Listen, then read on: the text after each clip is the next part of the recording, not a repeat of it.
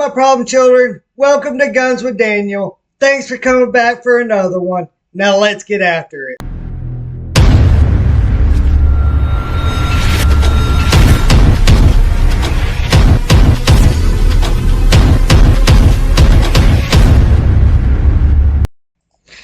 What up, guys? Today on 07/01/2024, I will be conducting FTT 104 Assignment 2 for Week 4. I'll be field stripping my AR once again.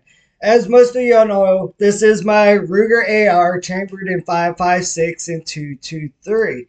Here is it completely assembled as well as I am holding it. Now I want to show you that this weapon is clear. Here are some pictures that I took to show you that this weapon is clear to the best of my abilities. I will show you the same angles so you can see for yourself that there is currently no live ammunition or any kind of ammunition around me for this video in this assignment.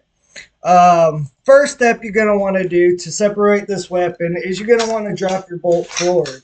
Once your bolt is forward, then you're going to want to make sure the weapon is on safe once again and remove your takedown pins. You can do this usually just by giving it a slight little push and it should pop right out. Enough for you to get on the other side and grab it, just like this right here.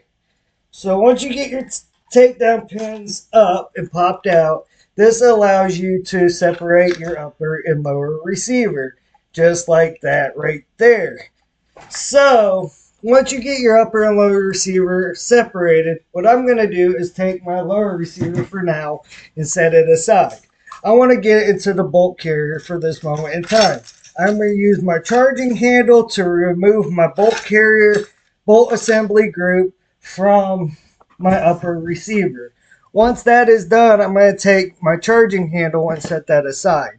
I'm going to then take this cottering pin out right here, as seen in the picture, and that separates your firing pin from your bolt carrier group, just like it flung out right there. So once you get done doing that, you're going to want to take your bolt cam pin out. That right there. This separates your bolt from your bolt carrier group. Now you're able to clean your bolt and get in there, get all the nice grooves and everything. Where carbon likes to build up into small parts.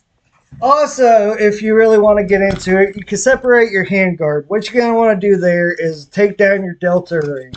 Once your delta ring is taken down, you can separate your upper and top of your upper top of your handguard apart. This exposes your gas tubing.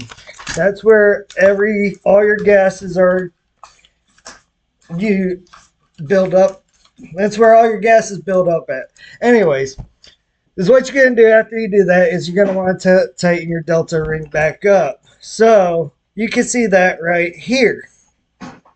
Here is how you remove your delta ring and how you remove your upper receiver. Once you get into that, you could also remove your buttstock. You can take your buttstock off by pulling on this little tab right here, and then boom, it slides right off, just like that right there. Then once you're done with that, by pushing that little pin that's shown in the picture, I like to take my charging handle, and you can push that little pin and out pops your buffer spring. This separates your you can separate from your buffer too. Also taking out your buffer spring or your buffer from your buffer spring. Then once that's done and clean and polished up the way you want it, you can take that and just slam it back into your buffer too. And then that's the complete disassembly of your stock. Now, once your weapon is broken down, this is what it will look like. To put it all back together, you're going to want to go in reverse. The same way I showed you on the buffer spring, the same way I showed you on the upper receiver. Now, I'm going to show you how to put together the bolt assembly group. So, you're going to take your bolt assembly, you're going to take your bolt, drop it into the right side of the bolt, and then find your hole that lines up for your bolt cam pin. Then you're going to want to drop that back into your bolt.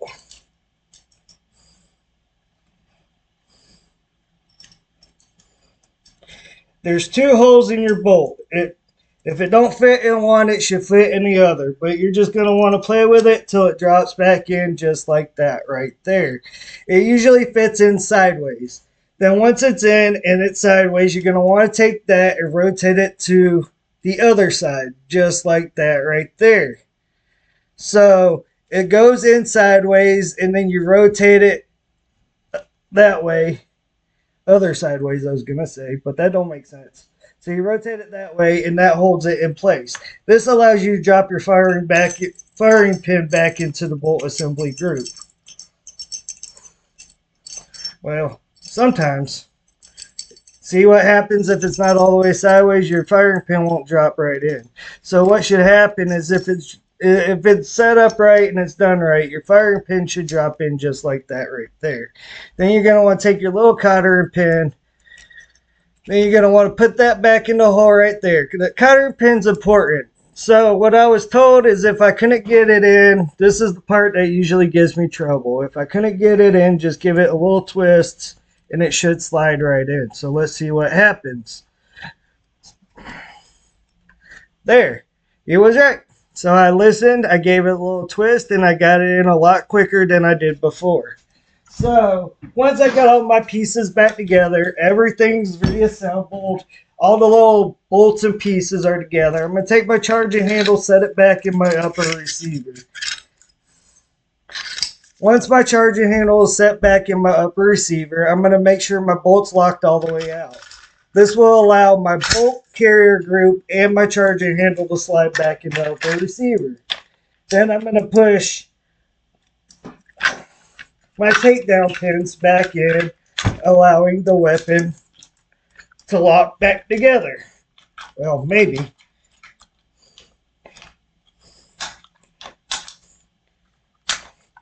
Just like that right there.